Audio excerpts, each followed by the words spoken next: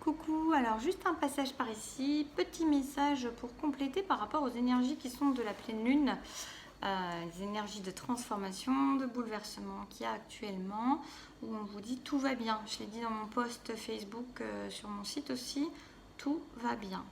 Malgré les apparences, malgré ce que vous pouvez voir, penser, percevoir, tout va bien. Il faut quand même se dire que dans ces choses qui sont en train d'être provoquées à vous, d'être chamboulées, d'être modifiées, des situations qui sont en train de changer, en étant honnête avec vous-même, dans ce qui est en train de partir de votre vie, dans ce que vous êtes en train de quitter, plus ou moins amené à, pousser à, parce que c'est ce qui est en train de se passer, et je pense pour une grande majorité de personnes. Qu'est-ce qui, en étant vraiment honnête, qu'est-ce qui vous rattachez à ces situations-là? Qu'est-ce que vous allez regretter de ces situations-là? Ne vous plaignez-vous pas récemment même de ces situations-là? Étiez-vous en plein épanouissement, en plein bonheur? Certainement que la réponse sera non, parce que sinon vous ne seriez pas en train de changer de chemin et d'être poussé à changer de chemin. J'ai voulu demander quelques petits conseils, ça c'est vraiment un passage pour se ramener à soi. Et c'est vrai qu'il y a une phrase qui dit « les paradis sont ceux que l'on a perdus ». Parce qu'on a une notion, une tendance souvent alors soit à ne pas se rendre compte de ce qui était bien pour nous, mais là je ne vais pas l'utiliser de cette manière-là, cette phrase, alors qu'elle est, je pense, souvent qu'elle veut dire ça en premier abord. Mais là c'est les paradis sont ceux que l'on a perdus, et je dirais que là c'est plutôt, on a tendance à... on peut avoir tendance à, comment dire, je trouve pas le mot, à enjoliver, c'est pas ça le mot, mais c'est pas grave, on peut avoir tendance à enjoliver, à ne se rappeler que ce qui était de bien, à ne pas être très objectif vis-à-vis de ce qu'on vivait.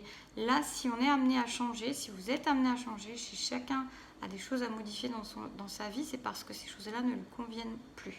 Sinon, ça ne changerait pas. C'est que les vibrations ne sont plus en adéquation, sinon ça ne changerait pas, et on est vraiment, vraiment, vraiment poussé en ce moment à aller vers qui l'on est vraiment, comme je le disais dans mon post sur la pleine lune.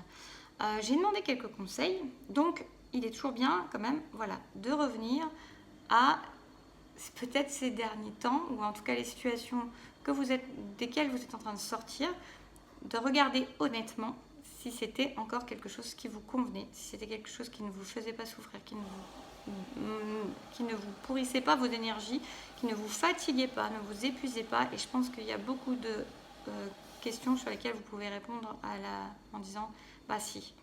Voilà. J'ai demandé quelques conseils. Je l'avais vraiment très rapide cette petite vidéo pour ces personnes justement qui étaient peut-être en doute dans le fait de basculer dans d'autres situations, de changer des choses dans leur vie.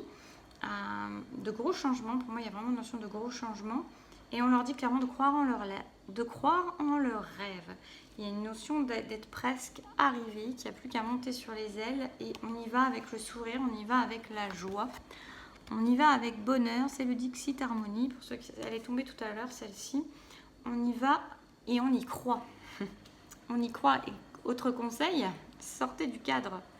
Il y aura toujours une branche à laquelle vous pouvez vous raccrocher, vous pourrez vous raccrocher.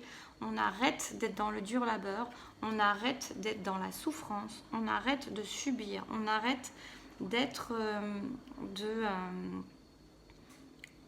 on arrête les fardeaux, comme on a eu, je ne sais plus quand. On arrête de faire des choses qui ne nous conviennent pas, qui ne nous conviennent plus. On sort du cadre, on ose, on nous le conseille. On nous conseille, ces personnes qui sont concernées, les personnes que vous êtes qui êtes concernées, on nous conseille de sortir du cadre, et qu'il y aura toujours une main tendue, toujours une branche à laquelle se raccrocher. On vous dit croyez en vos rêves. D'accord, je secoue mon truc là, c'est pas très stable. Ok, croyez en vos rêves, la plénitude est au bout. Oups, pardon, la plénitude est au bout. Et on arrête, alors là il y a des petits conseils, hein. On arrête le contrôle, on arrête la projection, on arrête de regarder chez les autres, on arrête de se dire que ce n'est pas possible aussi, on arrête de projeter par rapport à ce qu'on a toujours eu l'habitude de faire, par nos anciens schémas de pensée et anciens schémas de fonctionnement. On arrête de projeter comment ça pourrait se passer, on ne projette pas d'ailleurs, on vit l'instant et on a confiance. on a foi, parce qu'il y aura toujours une branche à laquelle se raccrocher. D'accord? On arrête, on ajourne tout ce qui est projection, on ajourne tout ce qui est contrôle, on arrête la répression. On arrête de se contraindre, on arrête de se faire du mal, on arrête de se torturer, on arrête de se dire qu'on n'a pas le droit, on arrête de se dire que l'on ne mérite pas. Bien sûr qu'on mérite. On arrête parce que tout ça, ça épuise. Il est temps d'ajourner l'épuisement, il est temps de retrouver son énergie, il est temps d'arrêter maintenant ces questions qui n'ont plus lieu d'être. Il est temps d'arrêter parce que tout ceci fatigue, tout ceci est du mental qui tourne en boucle, qui tourne en rond, qui abaisse les énergies, qui donne des vibrations beaucoup plus basses et qui vous empêche après de croire en vos rêves et de croire aux faits et de vous donner l'énergie pour monter la dernière marche avant de monter sur les ailes de vos rêves.